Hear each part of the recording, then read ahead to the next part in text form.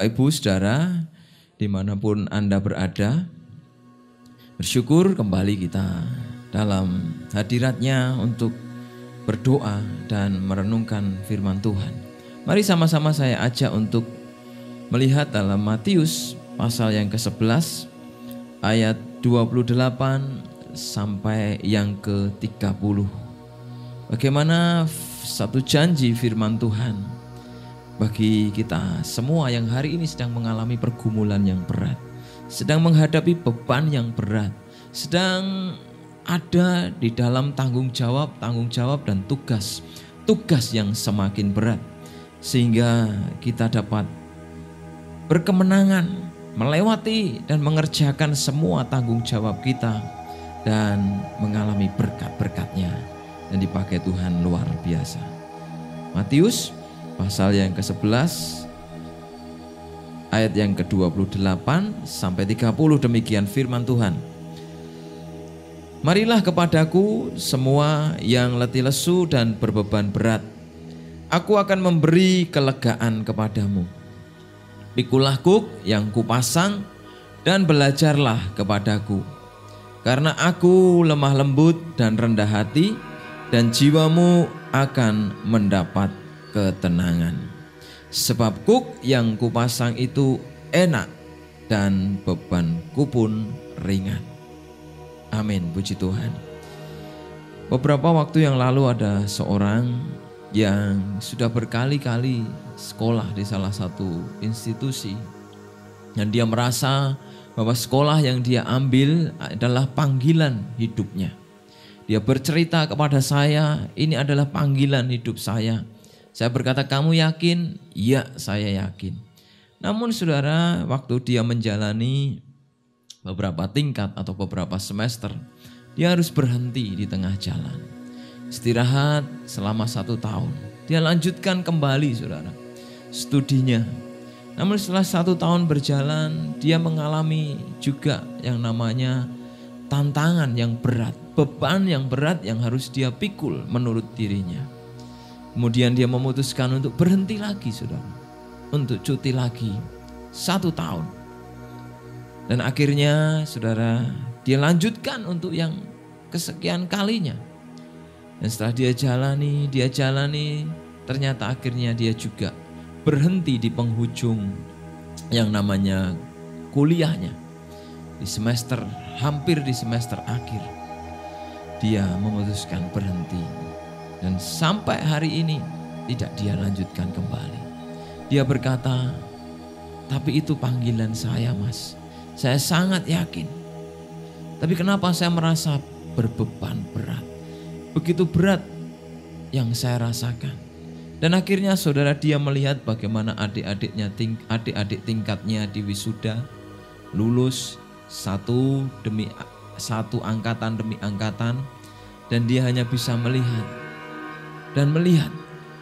Tapi dia merasa itu adalah panggilannya saudara. Sekolah studi itu panggilannya. Saudara, beban berat dapat dirasakan oleh semua orang. Beban berat dapat kita rasakan, dan mungkin hari-hari ini kita mengalami beban yang mungkin tidak mudah untuk kita pikul. Bahkan harus membuat kita stagnasi. Mungkin saudara sedang bekerja setia sampai hari ini. Mungkin engkau tetap menempuh studi sampai hari ini. Tetapi hanya sekedar rutinitas. Dan tanggung jawab yang saudara kerjakan mungkin tidak sepenuhnya benar-benar tuntas terselesaikan. Saudara, Tuhan ingin kita menjadi umat yang bertanggung jawab. Orang-orang Kristen yang mengenal panggilan Tuhan dalam hidup kita. Tak peduli seberapa besar mungkin karunia saudara, kehebatan kita, kecerdasan kita. Apapun itu saudara, Tuhan menghendaki satu hal dalam hidup kita, agar kita menjadi umat, anak-anak Tuhan yang bertanggung jawab.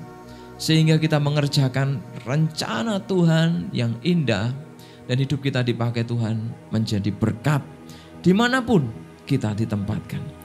Seperti yang tadi saya sampaikan, seorang anak muda tadi, akhirnya dia berhenti, tidak ada ujungnya. Tetapi dia tetap berkata, aku akan meneruskannya. Aku akan meneruskannya. Tetapi dia tidak juga mengambil langkah. Maka saudara, mari kita meminta terus penyertaan Tuhan, pertolongan Tuhan, sehingga hidup kita akan move on progress. Kita akan bergerak dalam dimensi tanpa batas. Setiap perubahan-perubahan yang terjadi, termasuk dampak dari COVID, dampak dari perang, dampak dari semua hal yang terjadi hari-hari ini, membuat kita bergerak di tengah-tengah perubahan yang terjadi, sehingga kita akan mengalami apa yang dijanjikan Tuhan dalam kehidupan kita. Beban artinya muatan atau sesuatu yang ditanggung, bisa berupa perkataan orang, saudara. Beban bisa berasal dari perkataan-perkataan orang yang menyakitkan kita, yang membuat kita kemudian tidak bisa bergerak, merasa terbatas. Ya, kalau perkataan itu mungkin dari teman tidak masalah. Tapi kalau perkataan itu dari orang tua kita yang sangat kita hormati, itu akan sulit, saudara. Banyak orang yang sulit memutuskan jodoh karena terbeban dengan perkataan orang tua. Ada juga beban yang menyulitkan hidup kita pada waktu perkataan itu muncul dari pemimpin-pemimpin, ya, saudara. Kalau teman-teman sejawat, rekan-rekan sekerja mungkin biasa. Tapi kalau dari perkataan pemimpin mungkin itu bisa membuat kita berat. Beban kita menjadi berat. Dan ada banyak lagi yang dapat membuat beban kita semakin berat selain dari perkataan. Mungkin pekerjaan yang semakin banyak menumpuk. Mungkin juga bisa, saudara, pembedaan status. Perlakuan dibedakan satu dengan yang lain bisa membuat orang merasa terbebani. Dan akhirnya dalam pekerjaan mulai lesu, dalam studi mulai lesu, dalam pelayanan mulai lesu. Ada banyak beban, saudara. Mari kita selidiki beban yang sedang kita pikul, kita tanggung hari ini. Tapi kita akhirnya semua itu kita serahkan kepada Tuhan dengan jujur, sehingga penyerahan total itu akan membuat kita mengalami kekuatan yang dari Tuhan, sehingga kita akan mengalami breakthrough, terobosan yang dari Tuhan. Bagaimana, saudara, kita dapat menyerahkan beban itu? Bagaimana kita bisa mengalami kelegaan, kita mengalami damai sejahtera, kita mampu dengan tenang, dengan kuat, bahkan tidak kelelahan sekalipun fisik kita lelah, tapi jiwa dan roh kita tetap kuat. Pada waktu tanggung jawab semakin ditambahkan dalam diri kita. Mari kita belajar kepada Tuhan. Mari kita belajar dari Tuhan ini.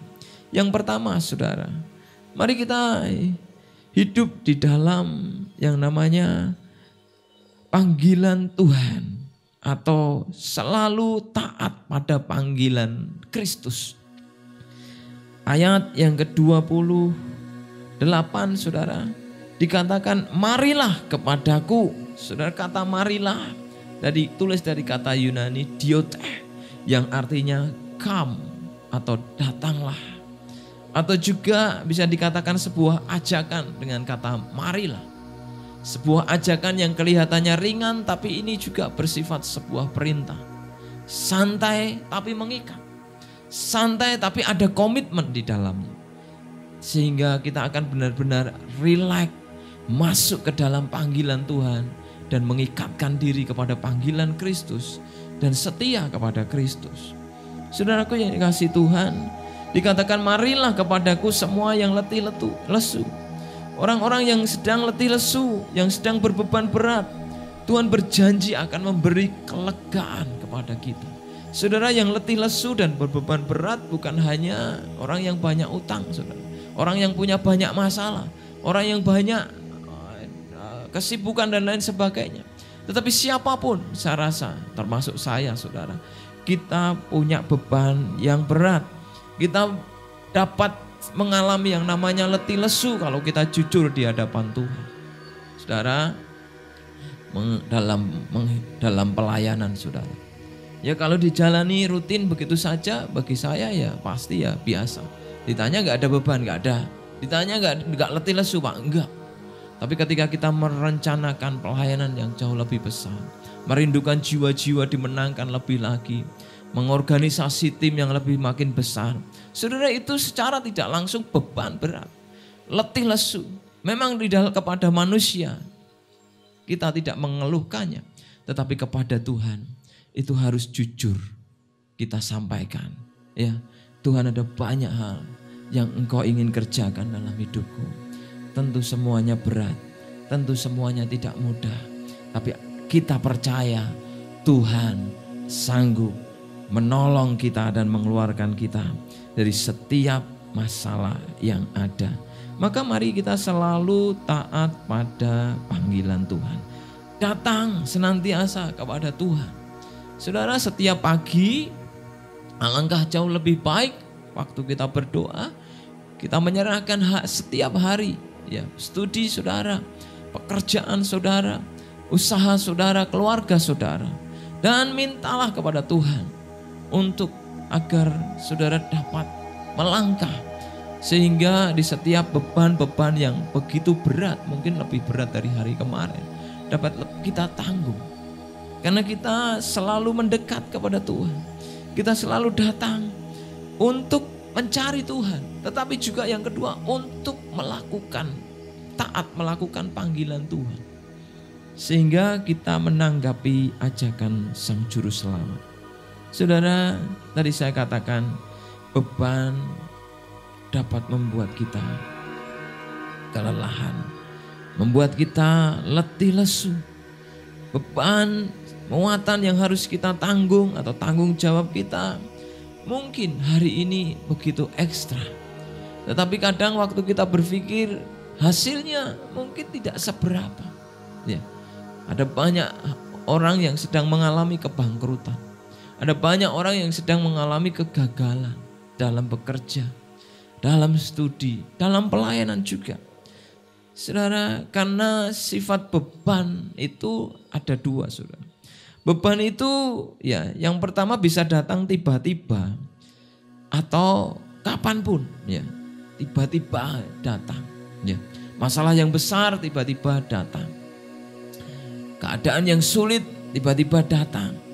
Namun yang kedua, beban juga datang secara yang namanya ya perencanaan atau dapat direncanakan, seperti contohnya tugas, ya kan? Contohnya deadline, contohnya dalam perencanaan baik usaha ataupun dalam sekolah, dalam studi, dalam pelayanan, dan juga tugas-tugas dalam keluarga. Kalau beban itu kita tunda, ya, atau tugas itu kita tunda, maka akan menumpuk, saudara. Semakin menumpuk dan akan menjadi besar. Dan itu tidak bisa dikatakan tiba-tiba, ya. Itu dikatakan karena sebuah penundaan, sehingga masalah semakin berat. Maka saudara, mari kita kembali di setiap apapun yang sedang menjadi tanggung jawab Bapak Ibu Saudara. Mari kita serahkan kepada Tuhan. Kita datang kepada Tuhan sekalipun mungkin masalah itu kecil. Tapi kalau masalah kecil sekalipun tanpa komunikasi yang baik, maka juga akan menjadi berat di kemudian hari. Maka mari kita komunikasikan semua tanggung jawab dan beban kita di hadirat Tuhan. Sebenarnya saudara, kalau kita berdoa, ada banyak hal yang kita ceritakan kepada Tuhan. Ada banyak hal yang kita serahkan kepada Tuhan. Ada banyak hal yang kita minta Tuhan menanggung dalam hidup kita. Kalau kita mau benar-benar mengurutkan atau mendaftar satu persatu apa yang kita kerjakan, aktivitas kita setiap hari. Mari kita datang kepada Tuhan, Tuhan yang dapat memberi kita kelegaan. Iya. Kelegaan artinya di sini kelepasan, ketenangan, atau kesegaran. Kelegaan juga bisa berarti diam atau penghiburan, saudara. Tuhan kadang ketika membuat kita diam untuk sementara waktu, ketika kita memiliki beban yang berat, saudara. Ketika kita harus menanggung banyak hal dan seolah-olah, saudara, kita tidak mampu menanggungnya dan tidak bergerak kemana-mana. Tuhan kadang ingin kita diam. Diam untuk apa, saudara? Diam untuk mengalami yang namanya kesegaran baru dari Tuhan. Diam untuk dilepaskan dari semua kepenatan dan beban-beban dalam hidup kita, sehingga kita mengalami penghiburan dan ketenangan dari Tuhan. Saudara, Elia pernah mengalami beban yang berat. Dalam 1 Raja-Raja 19 ayat 1-4 dikatakan, ketika Ahab memberitahukan kepada Isabel segala yang dilakukan Elia dan perihal Elia membunuh semua nabi itu dengan pedang, maka Isabel menyuruh seorang suruhan mengatakan kepada Elia, beginilah kiranya para Allah menghukum aku, bahkan lebih lagi daripada itu, jika besok kira-kira pada waktu ini aku tidak membuat nyawamu sama seperti nyawa salah seorang dari mereka itu. Maka takutlah Elia, lalu bangkit dan pergi menyelamatkan nyawanya. Dan setelah sampai ke Berseba yang termasuk wilayah Yehuda, ia meninggalkan bujangnya di sana. Tetapi ia sendiri masuk ke padang gurun sehari perjalanan jauhnya, lalu duduk di bawah sebuah pohon arar. Kemudian ia ingin mati, katanya, cukuplah itu, sekarang ya Tuhan, ambillah nyawaku, sebab aku ini tidak lebih baik daripada nenek moyangku.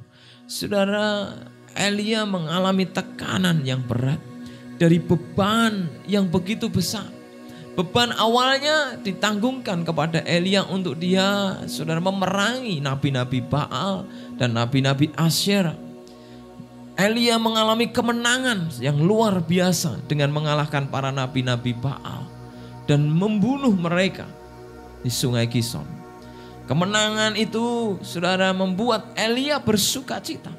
Namun dampak dari kemenangan ketika dia bisa memikul tanggung jawabnya justru menimbulkan beban yang lebih besar, tanggung jawab yang lebih besar. Elia kemudian diancam oleh Isabel. Isabel akan membunuh Elia, dan nasib Elia akan sama seperti nabi-nabi yang disembelihnya di Sungai Kison. Saudara, Elia menjadi takut. Dia berlari sejauh mungkin meninggalkan ibu kota. Dia menjauhi di mana Ahab ada. Dia bersembunyi dan dia berkata kepada Tuhan, cukup, sekarang aku tidak kuat lagi Tuhan. Terlalu berat beban ini. Kemenangan yang luar biasa hari itu dengan sekejap mata berubah menjadi bencana yang menakutkan bagi Elia. Saudara, mari kita belajar hati-hati. Lihat apa yang dilakukan Tuhan kepada Elia. Tuhan menghibur Elia. Tuhan memberi makan, menyukupkan keadaan kebutuhan Elia. Tuhan mengutus Elia berjalan, lagi bergerak. Elia akhirnya bergerak. Rupa-rupanya penghiburan pertama dari Tuhan di padang gurun tidak membuat Elia mengalami kelepasan, mengalami pemulihan hingga akhirnya Elia sampai di gunung Horeb. Dan dia masuk di sebuah gua. Dia menyendiri di sana sampai Tuhan berfirman, apa kerjamu di sini Elia? Elia tersentak dan menjawab, aku bekerja segiat-giatnya bagi Tuhan. Ini saudara, orang yang mengalami beban yang berat, tapi dia sudah biasa dapat menyelesaikan tugas yang besar, tanggung jawab yang besar, pelayanan yang besar, pekerjaan yang besar, studi yang mungkin dalam beban yang besar kalau dipercayakan dalam organisasi besar. Tetapi ketika dia dapat menyelesaikan kasus masalah, menyelesaikan tanggung jawab, dan tiba-tiba tanggung jawab itu seperti bumerang, menjadi beban yang 2 kali lipat lebih besar, maka orang akan gagal move on, akan mengalami stagnasi, lambat bergerak, bersembunyi, lari, seperti yang dialami Elia. Siapa tidak kenal Elia, saudara? Hamba Tuhan yang luar biasa, dengan karunia yang dahsyat dari Tuhan dipakai luar biasa. Tetapi dia harus mengalami stagnasi. Waktu Tuhan menghibur dia di padang gurun, menguatkan dia, dia justru lari masuk ke goa, saudara. Tuhan tanya lagi, apain kamu di sini Elia? Aku sudah mengerjakan segiat-giatnya bagi Tuhan. Dia menunjukkan siapa dirinya. Dia menunjukkan dia telah menyelesaikan tugas dengan baik. Emang siapa? Bapak Ibu Saudara, kita harus sadar ya, kalau kita datang kepada Tuhan, kita menyerahkan hidup kita kepada Tuhan sehebat apapun kita tidak boleh mengingat kehebatan itu. Kita memang akan terekord dalam historis, tapi di dalam ingatan iman kita jangan menunjukkannya kepada Tuhan. Kita melakukan semua itu karena Tuhan yang memampukan, karena Tuhan yang menolong, karena Tuhan yang membuat kita bisa. Kita pinginnya menyerah, tapi Tuhan pingin kita jalan. Tuhan membuat kita menjadi hebat. Tuhanlah yang berperkara di balik semua itu dalam hidup kita. Lihat siapa yang bisa seperti Elia. Hanya sedikit orang saya melihat yang bisa seperti Elia. Tetapi Elia mengalami seperti itu dan dia berkata kepada Tuhan, aku telah melakukan segala-galanya buat engkau. Tuhan hanya berkata, benarkah itu? Elia berkata, hanya tinggal aku seorang diri. Tapi Tuhan berkata, ada banyak orang. Masih ada 7.000 orang yang aku tinggalkan. Yang masih setia dan percaya. Tapi dengan sabar saudara. Kalau kita mau datang sama Tuhan, dalam saat teduh waktu kita berbeban berat, ini yang terjadi. Tuhan akan dengan sabar memimpin kita. Tuhan akan dengan sangat sabar menghibur kita. Tuhan akan dengan sabar mengasihi kita. Tuhan akan dengan sangat sabar menguatkan kita kembali dengan janji-janjinya. Tuhan menghibur Elia, memberi makanan Elia, memberikan janji kepada Elia. Dan waktu dia masuk ke gua, Tuhan meminta Elia, keluarlah dari semua beban dan penatmu, keluar. Tuhan meneguhkan dengan janji-janjinya. Tuhan mengadakan angin badai, api gempa bumi yang dahsyat lalu di depan Elia. Dan dia datang dengan angin menjamah Elia. Hari itu Elia kuat kembali. Tuhan berkata, ini tugasmu, ini janjiku kepadamu. Aku akan meneruskan karyaku yang ajaib bagi Israel. Ini tugasmu yang harus kamu lakukan. Sudah janji-janji Tuhan yang diperbarui itu menguatkan Elia. Elia turun dari gunung Horeb dengan melakukan tugasnya.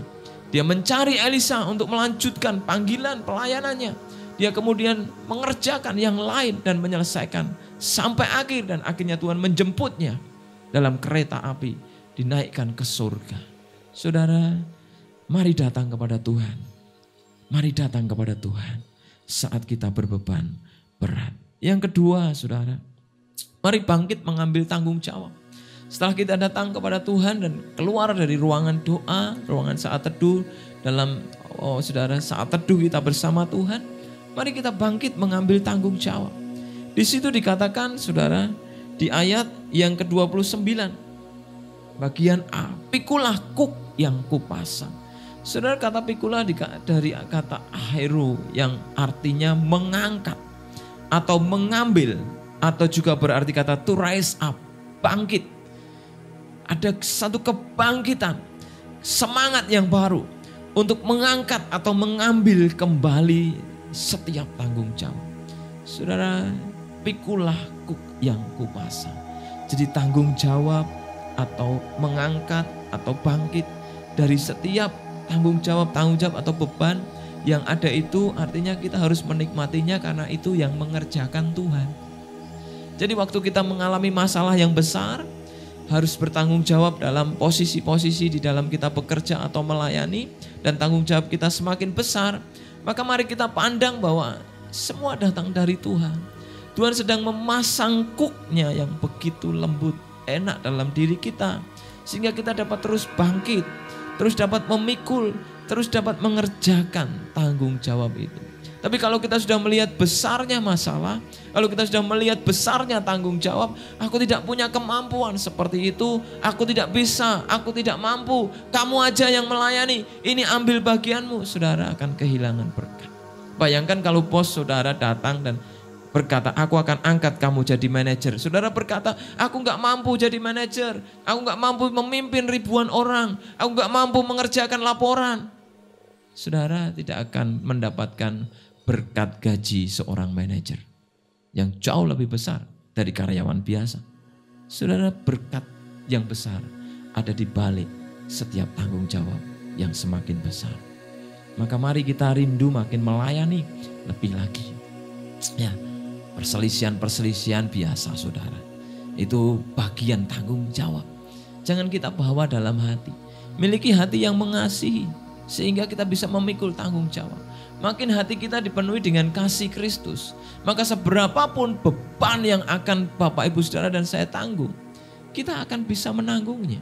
Karena kita bisa menerima, kasih itu menerima, kasih itu mengampuni, kasih itu sabar, kasih itu merangkul, kasih itu mau memberkati, kasih itu saudara mau menolong orang lain. Saudara, maka tujuan dari orang yang hidup dalam kasih ya adalah tujuan Tuhan sendiri. waktu kita dipenuhi dengan kasih Tuhan, kita akan mampu memikul seberapapun beban yang harus kita tanggung. Karena Tuhan menguatkan hidup kita. Yang terakhir saudara, mari kita terus hidup dalam firman. Kalimat selanjutnya di ayat yang ke-29 dikatakan, dan belajarlah padaku, karena aku lemah lembut dan rendah hati, dan jiwamu akan mendapat ketenangan. Saudara, belajar kepada Yesus. Karena Yesus lemah lembut, Yesus rendah hati, dan jiwa kita akan mendapat ketenangan. Saudara, terus hidup dalam firman atau terus belajar dalam firman, artinya terus belajar kepada Yesus, terus belajar kepada firman Tuhan.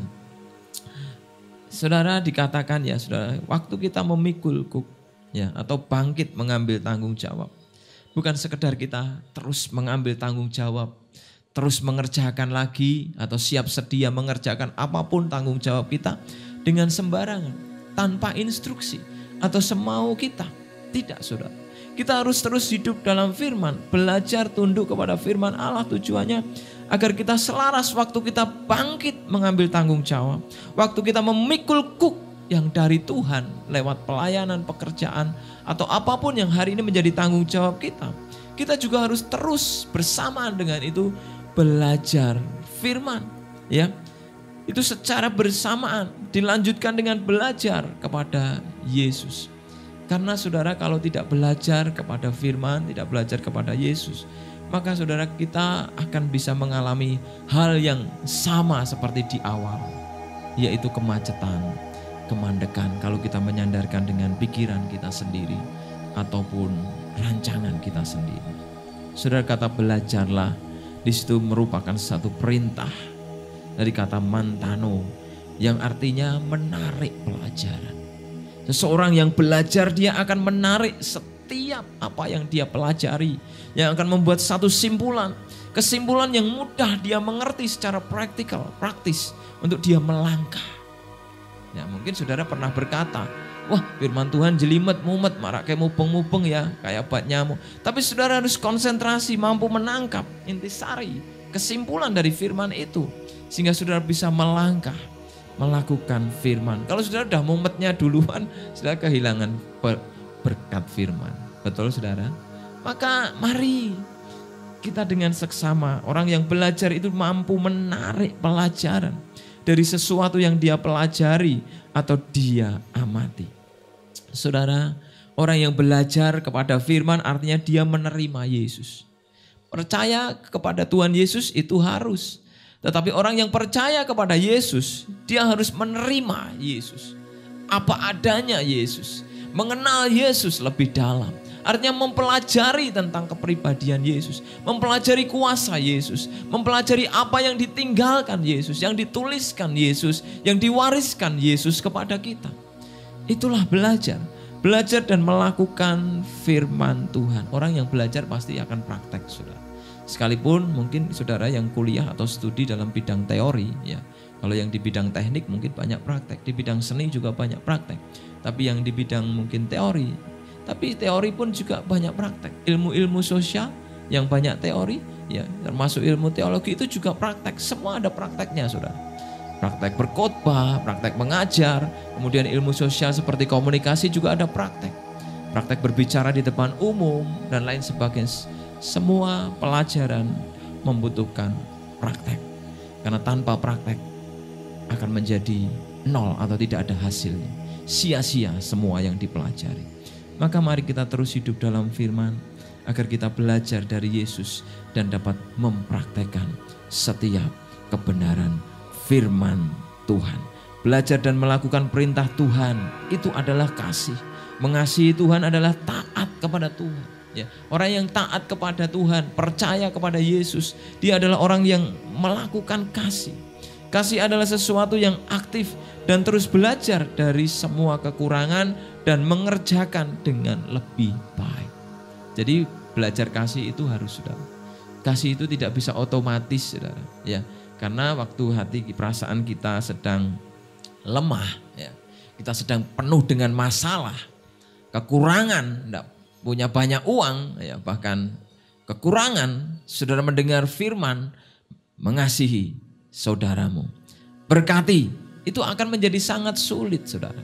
Berbeda dengan saat kita memiliki uang banyak, berkat yang berlimpah, kasih, berkati, kita akan merespon. Ada juga yang tidak, tetapi kebanyakan akan bisa merespon karena berdasarkan dia memiliki. Tapi memberi di saat kekurangan itu sulit. Bersyukur di saat susah, di saat banyak masalah itu sulit. Tapi kalau kita mampu, itu anugerah Tuhan yang luar biasa. Dan itulah kemenangan yang kita dapatkan. Di saat orang lain memilih bersungut-sungut, kita mengucap syukur. Kemenangan yang luar biasa. Beban dapat berubah menjadi berkat. Maka orang yang hidup dalam kasih butuh kerendahan hati, saudara. Untuk terus rendah hati belajar tidak berkata, aku yang lebih hebat, aku pemimpinnya, semua harus menurut aku. Tidak, saudara. Seorang pemimpin pun juga belajar untuk mendengar dari orang lain. Saudara, waktu kita memikul beban yang berat, itu tanggung jawab bersama.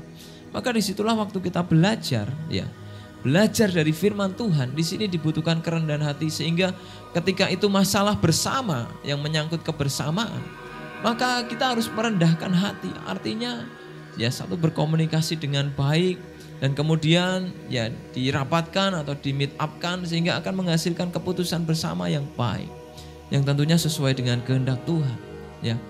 Sehingga ada banyak masalah yang dapat kita selesaikan secara bersama. Saudara, mari kita belajar dari Tuhan. Tunduk terhadap firman Tuhan. Kita ambil tanggung jawab kita sebagai anak-anak Tuhan. Sehingga kita akan mengalami perkara-perkara yang dahsyat Tuhan. Beban itu tidak hilang. Beban itu bisa mengendap, saudara. Beban itu akan bisa masuk jika kita hanya membiarkan waktu berlalu. Tapi orang yang dapat mengatasi beban yang akan mengubahnya menjadi berkat, ketika kita mau datang, mendekat, taat kepada panggilan Tuhan, kita mau terus mengambil, memikul tanggung jawab, tapi juga terus belajar dalam kebenaran firman yang mengubah kehidupan kita. Saudara, saya pernah mengalami, saudara. Saya berharap pada waktu itu berdoa bagi satu tempat yang akan kita buka dalam pelayanan, dalam hal untuk mengembangkan salah satu cabang gereja Tuhan di tempat kita, sehingga akan berkembang. Kalau kita membuka banyak titik, akan kemungkinan banyak titik yang bisa kita tarik masuk ke dalam gereja. Dan waktu saya berdoa ke arah barat, semua saya doakan, saudara, keliling. Tapi waktu kita berdoa bersama-sama, Tuhan justru suruh buka ke timur, saudara. Waktu kita melangkah ke timur, saya tetap doakan barat, saudara. Enggak tahu, yang penting ditabur, nanti Tuhan pasti buka. Tapi waktu kita ke timur, saudara, di situ terjadi banyak jiwa-jiwa dibawa kepada Tuhan, dan termasuk cepat dalam persekutuan ini. Jadi kalau kita nurut sama Tuhan, terjadi breakthrough. Karena yang tahu tempat di mana itu berkat ada, di mana jiwa-jiwa itu ada, di mana terobosan itu ada, hanya Tuhan sendiri. Kalau kita ngeyel-ngeyelan, maka kita tidak akan bisa mengalami. Tapi kalau kita merendahkan hati, nurut Tuhan, nurut dalam kesepakatan bersama, dalam kesatuan hati, maka di situ berkat-berkat Tuhan dicurahkan kepada kita. Mari siap kita pikul beban kita bersama-sama, dan bersiaplah, saudara. Beban yang hari ini ada di pundak saudara, tanggung jawab yang ada di pundak saudara akan diubah Tuhan menjadi berkat yang besar untuk kita bisa makin dipakai Tuhan luar biasa. Tuhan Yesus memberkati kita semua. Haleluya.